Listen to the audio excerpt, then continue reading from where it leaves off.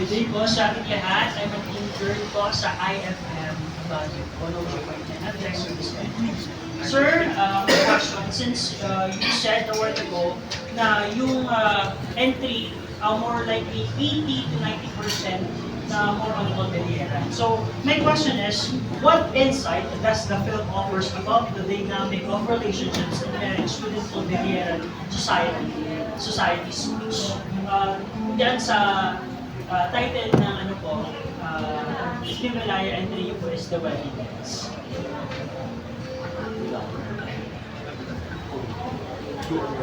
Union and separation. It's a tricky. Yeah, the title itself is a tricky title, no?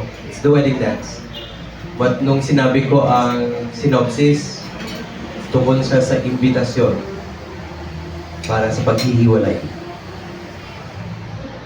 So, in the Cordilleras, it has always been a practice, actually, in some cultures, or actually many cultures, yung ginagawa nilang paghihiwalay ng mag-asawa dahil hindi sila magkaanak. This is to give them opportunities to find other partners who might be able to saan sila bear children. And it's an accepted practice. Pero in return, the woman should never be left without anything. Actually, technically dapat mapupunta sa kanya yung mga iiwan. Hindi siya conjugal na pag-iiwalay. Mapupunta sa kanya kung ano man pag-iwan. Kasi siya laging may disadvantage. It was in a discussion with my uncle, former Senator Morris. Haan nga dapat nga mabati din lalaki ay di babae nga awan. So he emphasized that it's in the culture, hindi siya basta paghihiwalay. It's still mutual, but then hindi dapat zero si babae. Kanya ang matiki, ang iiwan, ang walang-wala magsisimula muli si lalaki. So, there are several nuances that you can find in this culture. Pwedeng, and maybe it's up to you to watch it sa Himalaya. Sir, this is my last question. So, related pa rin sa first question. What impact do you think the film has had on the wider understanding and appreciation of Cordilleran culture?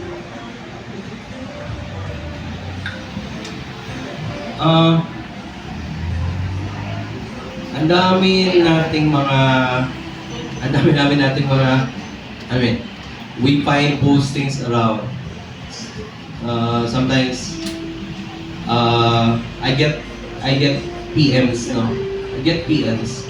Cordilleran ka po, tapos magtatanong po sana ako, ano yung po yung alam niya tungkol sa kultura ng mga Igorot. Sabi, they'll ask you. Pero whenever I assess, naghahanap siya ng shortcut para ako yung sumagot sa assignment niya. It's just so common. Naghahanap sila ng shortcut. Yes, sino po sila? Di ba? Kasi random nag-chat eh. Tapos, ano po, estudyante po ako dito sa school na to sa Leyte. School na to nasubo sa somewhere in Bicol. Sabi ko, okay. Pwede mong pwede ka magbigay kung saan, hanggang saan yung hinihingi mong information. Saan part ng kultura. Kasi ang laki-laki ng kultura. We have a very wide range of dito sa cultures natin. Madami tayong may share, madami may kukwento, pero minsan yun pa rin. parang nilalambot tayo, hindi sila aware na may iba-ibang mga ethnic groups sa Cordillera. Nilalambot pa rin tayo. So, because tapos tayo naman, minsan, naging bashers tayo ng mga ganon, di ba? But then, we keep on bashing, we don't explain. I think it's about time na, let's explain. But if we keep on explaining, tapos wala pa rin, eto tayo, pakita na lang natin. Kaya meron tayong pelikula.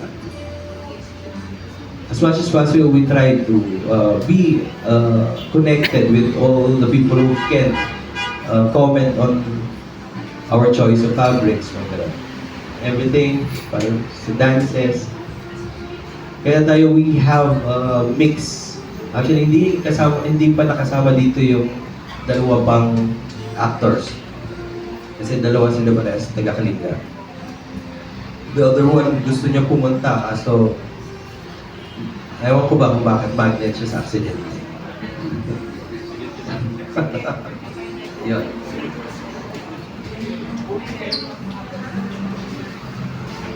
Okay, wait, okay, the last question from Malu.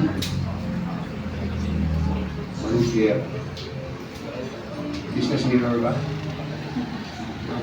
Hi, Julius.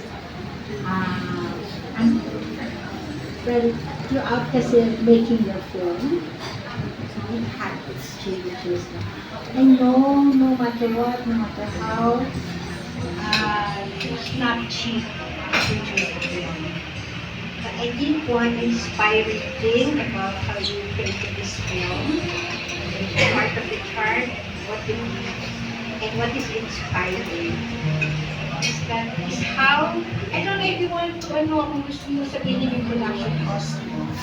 But I think what mas maganda siguro malaman, how creative you were in her game. I know the production cost is always a challenge. I admire you for finally coming up with this film. Talagang, like what you were saying, no? Parang every point na every time we discuss here, there was always something to hurdle. There was always a challenge to overcome. And so I was so glad nung bigla press ko na, and the best already, nakaset na siya na sumilaya. Wow, so proud of you, Genius. But maybe you would have to inspire also a good story, a good vision, a creative mind, and not just in producing the film, but also in how to overcome challenges to come up with a film. Might be very inspiring for a lot of people. Okay, let it also be your closing message, aside from the question of Malu, what inspires you and the rest? Ganda na tanong mo. Yun na sana tatanong. By the way, the actors are present for any interviews you would like. After this, pwede kayo mag-pocket interviews sa kanila. Para naman, maybe you can make small snippets about them. Malay nyo, bigla silang ma-discover, hindi nyo na sila malipitin next. Hindi nyo na ma-discover na sila, hindi nyo na sila malapitan next kasi very busy na sila. So yun, this might be the time that you can be able to discover that this is our upcoming actors for the Cordilleras.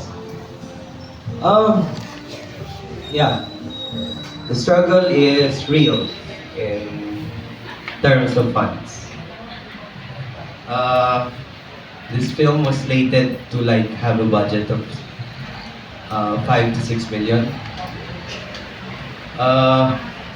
A mainstream film is 1 million per day. We shot the film in 13 days. So, kung mainstream sana to, no? So, it was produced by a big production company, no? So, 13 days. 13 million. Pero, kailangan mo, hinapan ng paraan to tighten the budget. Tighten everything. sorry if we have to, I mean, I'm apologizing to the cast. If we had this budget, this is the budget that we have. Pero, ayan. Yung TF nila is not even 1/10 of the TF nung isa sa sikat na actress ngayon na kasama din. So, but it's part of the growing, the learning part namin. It's a collaboration para hindi na yung kailangan, hindi ka kukuha ng artista na may sariling artist band. Baka wala ng parking doon sa Kung imagine nyo lahat doon, tapos artistas, may kanya-kanyang artista band na hindi pwede, may kanya-kanyang makeup artist. One makeup artist would like 7,000 per day. So, imagine nyo lang kung may kanya-kanya silang lahat. It just happens that it's an indie budget film. Hindi budgeted. Hindi budgeted. Ang hirap nung makakuha ng this is actually we already have the grant from Cinemalaya, which is 1 million. From MTC, which is 1 million. We were able to get the post-production grant from NCCA, which is $500,000. And ang isa sa pinakamalaki is yung pagpapahiram ni Sony ng gamit sa amin. So, our cameras, we had 2 cameras, dalawang FX6. For those who would know about FX6, almost like magkano ang isang camera. 352 body lang yun, wala pang lens. They were able to lend us like 18 lenses of different na mas mahal pa sa camera yung isa. Yung long lens niya. So, yun. A total worth of life, ang pinahirama, hindi po nila binigay sa amin. More or less 2 million na worth ng gamit. So, malaking, bawas. Nga lang, kailangan mo talaga ng caretaker. Kailangan mo talaga mag-aalaga sa magbabantay. Yan. Kailangan mo ba rin namang magpakain ng tao? Diba? Kailangan mo pa rin magpakain ng tao. Buti na lang una nagsimula siya sa pagbibigay ni pasalamat po na kami kay Grand Vines. Kahit maliit man, malaki pa rin yung inabot nun.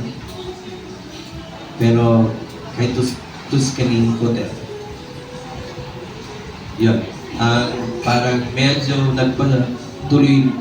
nag-stretch sa amin sa project. Nag-stretch para makapagpatuloy pa rin kami kahit 13 days.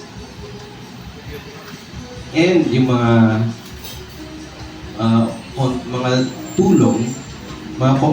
tulong galing kay DPWH. Nung una kasi wala kami sasakyan. Nahiram sige, ni-sponsor ni DPWH yung sasakyan namin para lang makapag-ikot sa Kalinga. Pangalawa, ni-sponsor po ni DOT, salamat yung Ma'am Joey, for the sasakyan ulit during the shoot. Marami pang mga maliliit na bagay, Manong Ferdy, yung mga kahit out of the pocket, kailangan nag-send na lang sa Gcash. Nakakaiyak siya. Actually, nakakaiyak na hindi mo alam kung mahihiya ka kasi nanghihingi ka ba ng palimos? Pero, kailangan mong panindigan na matapos mo ang isang pelikula na sinabi mo gagawin ko. I almost went to the brink of backing out. Pero, tinuloy ko. Kahit hindi ko lang. One of my batchmates actually backed out. And he's also another regional filmmaker. Yun. So, parang sorry. Yun. Anyway, we encounter struggles in every project that we do. Alam natin, hindi mahirap lahat, hindi lahat madali. Karamihan talaga dadaan tayo sa butas na kalayo. But then, I think it's good that we have to have this perseverance. Na, tuloy pa rin, pagpatuloy. Kung nandun na tayo, siguro, eventually naman, bibigay niya ako kumunyan. Bibigay ng Diyos sa'yo yung kailangan mo. In any way na gagawin niya. In any paraan na pwedeng mangyari. So let's just proceed and keep on doing it until alam natin, matatapos din ba tayo? To all regional filmmakers, it's always a struggle, but I think we can do it. We just keep on writing for all those who want to write. For those who want to write short stories, write their short stories. Those who can adapt those stories to a bigger, papalakihin niya to novela, pwede. Or papalakihin niya, gawin niya pelikula, pwede rin. We have routes.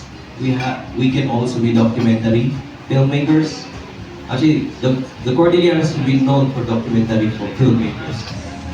Mas kukonte lang ang nagiging popular in terms of narratives, which is the fictional narratives. And that's for my closing. And thank you for coming to this press conference. And thank you.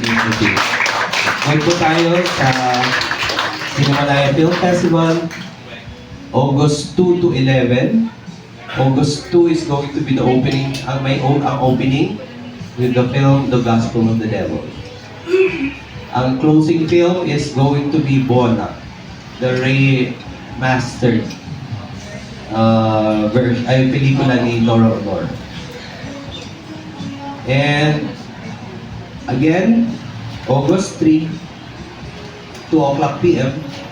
is the premiere night of The Wedding Dance. Thank you.